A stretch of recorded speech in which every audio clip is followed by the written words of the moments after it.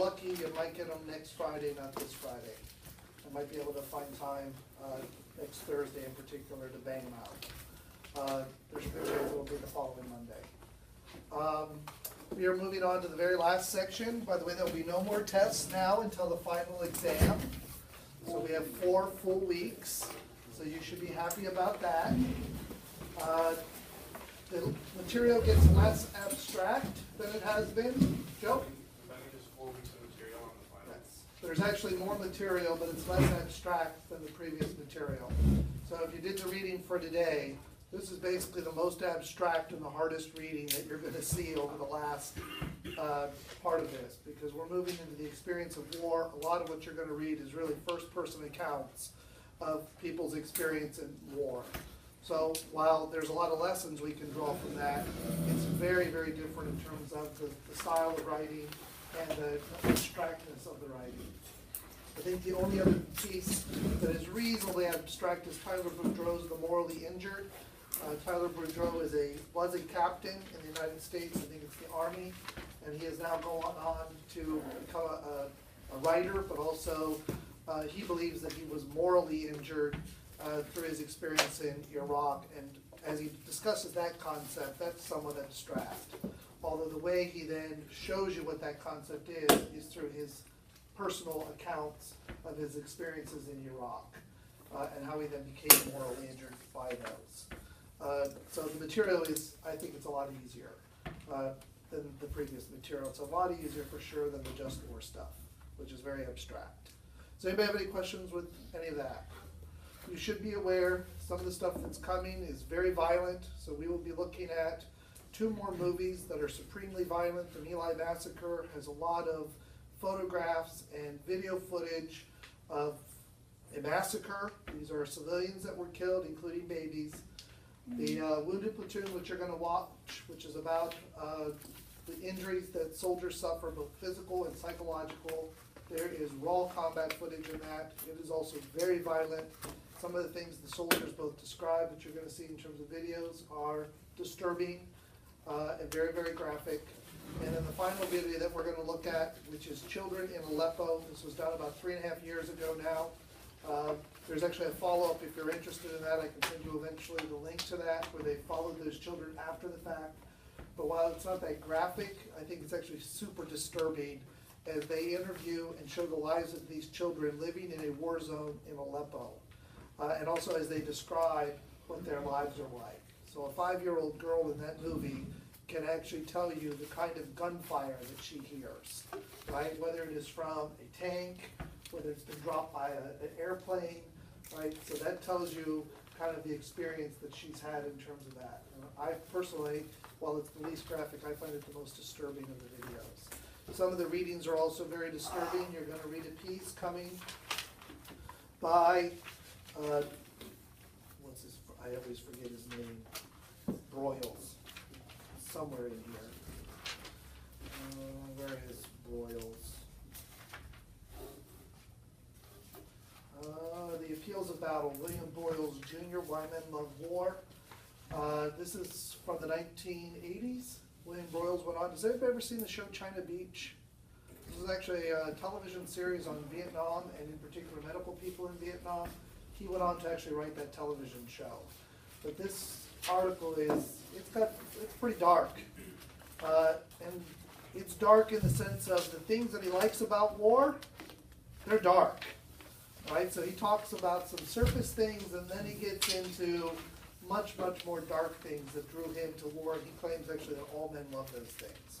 So we'll talk about that when we get there. But in any case, you should be aware that some of the stuff is both graphic and can be disturbing at times as we go forward. Does anybody have any questions with any of that? All right. So we're moving now into Grossman. That's the next 3 pieces. This is looking at killing. By the way, soldiers do not kill naturally. Right? We know this historically. Up through World War II, the evidence is that in battle, about 25% of soldiers actively participated. So there was actually social scientists that did studies through World War II. They actually collected rifles from soldiers as they came off the battlefield. And when they did that, they found that the vast majority of soldiers had never fired their rifle.